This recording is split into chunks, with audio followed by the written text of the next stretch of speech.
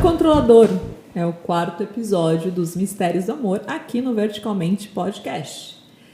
E em que termos vamos usar essa palavra de controle?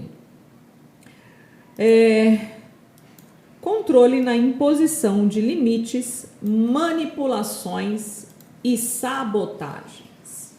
O amor, ele não controla, né, nesse sentido, porque existem situações em que o controle ele é bom e ele precisa existir, mas dentro de relacionamentos o controle não é sinônimo de amor, ou ele não é um termo positivo, não é um termo saudável. Por quê? Porque ele vai trazer imposições, ele vai trazer limites e ele vai trazer limitações, né? E nesse sentido é muito importante entender como é que você está lidando com isso no seu dia a dia, porque talvez você possa se identificar com a figura do controlador, né? Que é aquele que não quer perder. Ou você pode ser aquele que está sendo controlado por alguém, né? E em algum momento você está recebendo algum tipo de benefício por estar nessa posição, porque na grande maioria nós não somos, né? O ser humano não é vítima das situações.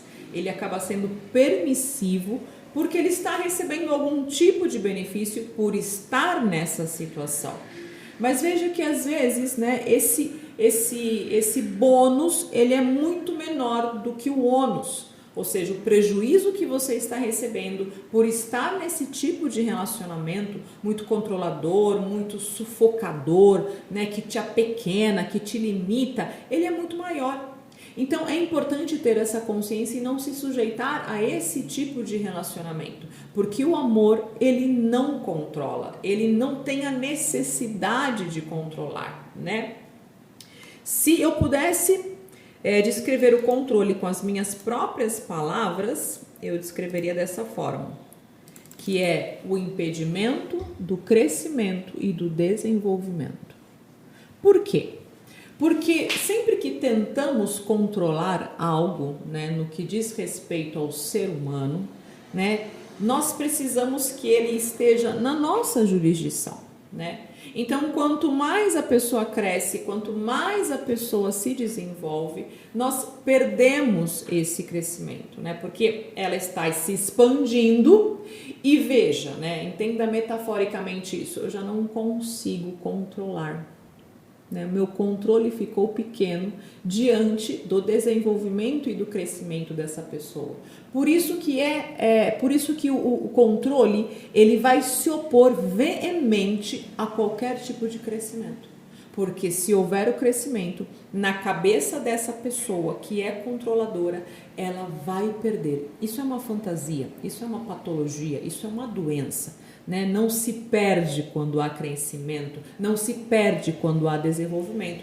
Pelo contrário, há ganhos e só ganhos, e há um benefício muito grande, porque esse crescimento ele vai contagiando o ambiente. Então, a oposição do controle é justamente a falta do crescimento e do desenvolvimento. Sempre diante de algo maior, o controle vai reagir. Então, se ele vê que a pessoa que ele quer controlar quer fazer um curso, quer melhorar a sua vida pessoal, quer comprar algo melhor, quer viajar, né, quer expandir o seu nível cultural, ele não vai ser a primeira pessoa a apoiar, né? Ele provavelmente, você quem sabe? Tem mesmo essa necessidade? Ou vai tentar sabotar? Inconscientemente acaba desenvolvendo até uma doença para controlar a pessoa e mantê-la refém dessa doença, porque aí alguém vai ter que cuidar dele. Então ele acaba sendo controlado por essa doença, né, por assim dizer, que essa pessoa consciente ou inconscientemente, né, dentro da psicossomática, inconscientemente ela desenvolveu para poder ter a atenção daquela pessoa que estava buscando um crescimento. E aí, então, por conta disso, a pessoa fica restrita àquela situação e acaba não se expondo a situações onde ela possa crescer. no âmbito familiar, isso também pode acontecer, no âmbito profissional também, nas relações sociais também. Então, muitas vezes existem várias maneiras de manipular o outro, de uma maneira patológica, obviamente, para manter o controle sobre ela. Isso é extremamente desgastante, isso é extremamente negativo, tóxico, e é importante romper com esse tipo de relacionamento, romper com esse tipo de situação, porque senão você fica presa e ainda se sente culpado, porque geralmente um controlador, um manipulador, ele exerce esse tipo de conduta, ele acaba fazendo com que o outro se sinta culpado por ele não ter agido nessa mesquinharia, nessa própria mesquinharia que ele está propondo. Né? Então é muito importante abrir mão disso, não ficar refém desse tipo de situação. Né? Por detrás de um controlador ou de uma controladora, existe uma pessoa insegura, ferida, né? com uma síndrome ou um complexo de patologias emocionais, né? Com medo de perder. Porque provavelmente ela já perdeu muito na sua infância, ou talvez nem teve, na verdade. E ao invés dela trabalhar essas feridas, ao invés de ela trabalhar esse ambiente interior dela, né, de tratar essas questões interiores, ela vai manifestar essa carência, essa ausência dessa forma controladora, insegura, né? Agindo dessa maneira muito agressiva muitas vezes, chantagista. Quem já ouviu, se você for embora, né, eu vou me matar, ou se você for embora, eu vou atentar contra a minha vida, né? Chantagens emocionais que fazem com que o outro se sinta culpado, se sinta mal. Ai, por minha causa ele ficou doente, por minha causa ele fez isso ou aquilo outro, e a pessoa se sente mal, porque se deixa levar por esse engodo, por essa chantagem, e fica ali presa, refém dessa situação. Né? Não continue dentro desse relacionamento, né? O que o outro faz, e isso é muito importante se você se identifica nesse tipo de relacionamento, o que o outro faz, ou melhor, cada um é responsável pelas suas atitudes.